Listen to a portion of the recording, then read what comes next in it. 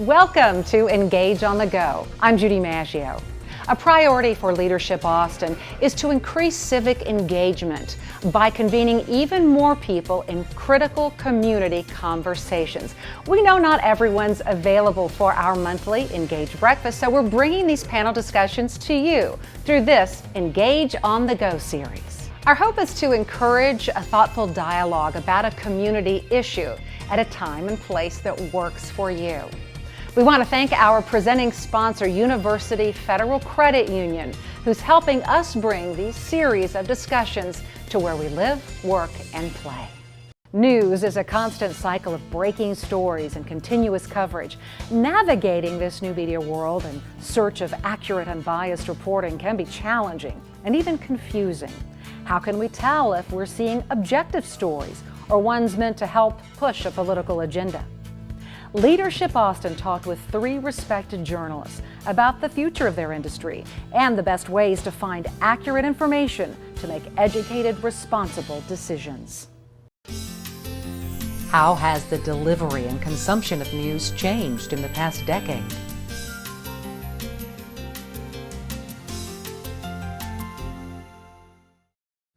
So I think one of the biggest differences to me is just the very definition of what is the media. Original reporting that's been carefully vetted for accuracy.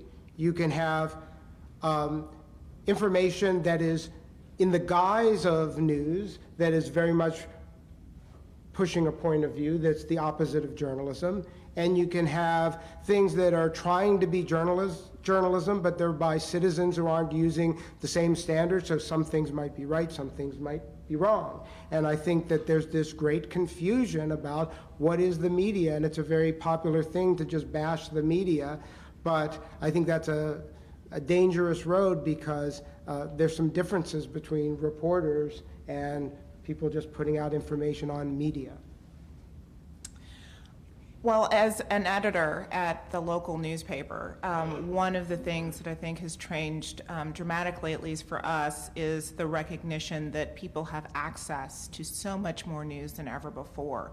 You know, the Statesman, the newspaper industry is going through some struggles, which has forced us to do some soul searching about what it is that we do that is unique to us.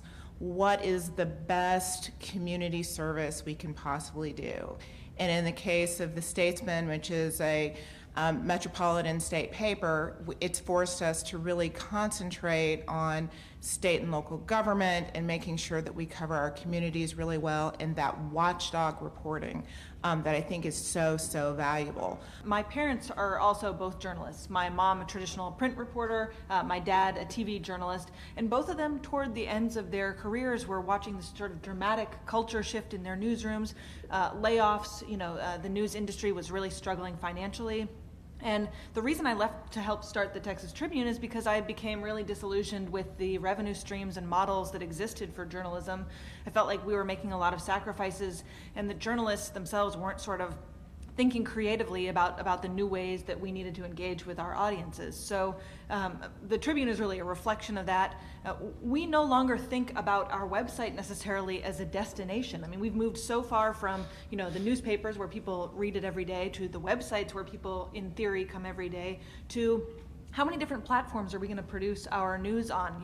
To me, it's just as valuable if our readers are finding Texas Tribune news on Facebook or on Twitter or on Snapchat than it is if they're coming to our website directly. So for us, it's about this sort of public service of providing journalism, providing high quality news and information to as many people as we can on whatever platforms they choose to be on. We're not assuming that we know what's best for them. I feel like we have a responsibility as journalists now to excel at speed and depth, and many times within an hour of each other, which is a kind of a magic act that's pretty hard to perform. So what I mean by that is there's now an expectation, because we all have this in our pocket or this on our wrist, that if something happens, you need to know about it as soon as possible. And that's hard. And it's hard to do that, to meet your expectation for speed, but to get it right and provide any degree of context and complexity. If we only get news from sources that validate our own beliefs, how does that impact thoughtful, responsible decision making? You know, the cable news dynamic, whether it's Fox News or MSNBC, is one thing. We were talking about social media, and social media is great in the sense that it delivers you the topics that you are interested in. But there is sort of this sense I know that we get from readers and letters to the editor, well, why aren't you covering X, Y, and Z? And I think that there's this false notion that if it's important, it will show up in my feed. And the answer, really, no. What shows up in the feed is the stuff that you click on. And getting sort of a real understanding. It's very convenient that it gets delivered to you, but there's a certain amount of responsibility, and I do think that this is something that we need to teach sort of the next generation, of reaching out beyond your comfort zone to find those other views, because it's not going to get delivered to you with the technology that we have. I'll just mention two things. One is I think it's much broader than just the media. One of the books that I read when I first moved to Austin that someone recommended was a book called The Big Sort by Bill Bishop, who I believe is a former statesman reporter.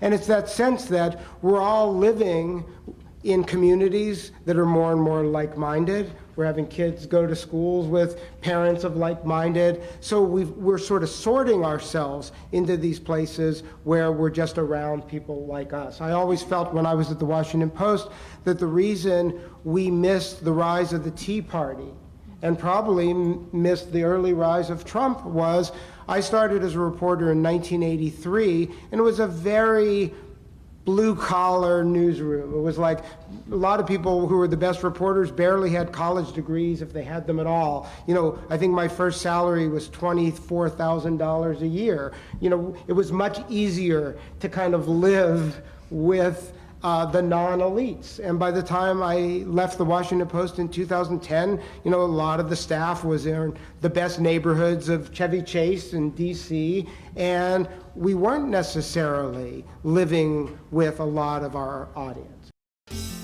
How can we be more thoughtful, discerning consumers of news?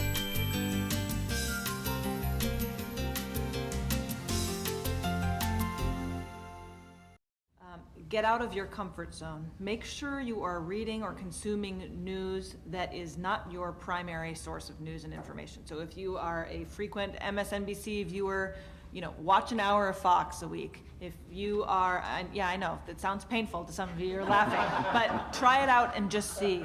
You know, if you read a lot of Slate, you know, go read a little Red State.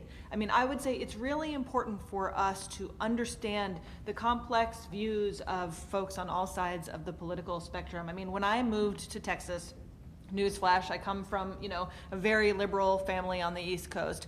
They were shocked that I was moving to Texas. Oh, I got so many eye rolls. And then I came and covered the legislature in Texas, and I learned really quickly there are incredibly fascinating, smart, thoughtful people on all sides of the political spectrum who will really shake up your worldview and make you think differently about an issue you may have thought about your entire life. So I would say make sure you're consuming news and information that's outside of your comfort zone. My call to action would be I'm very, very worried about the business models of journalism, particularly newspapers that I came up in. I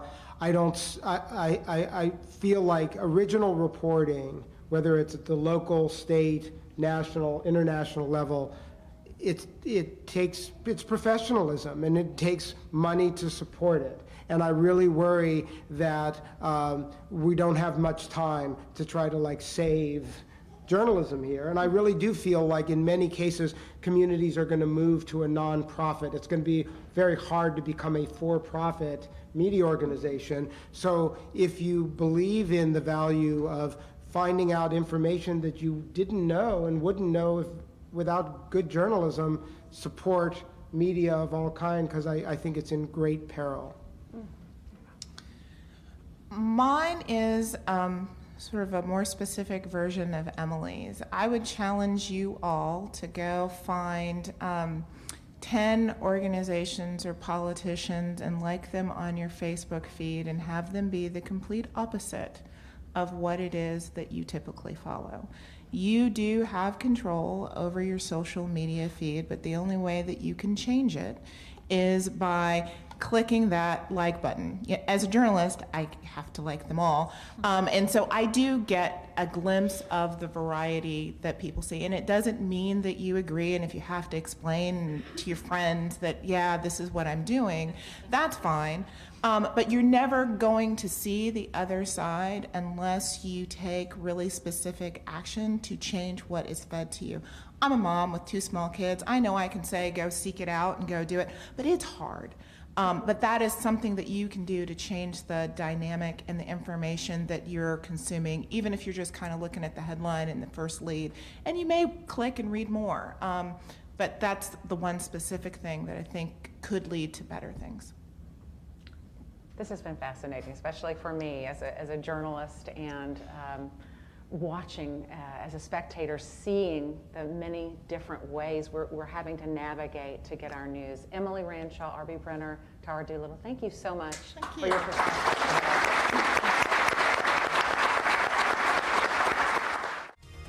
We hope you found this edition of Engage on the Go helpful. Greater Austin is a diverse, rapidly growing region, facing issues that will certainly shape this place we call home.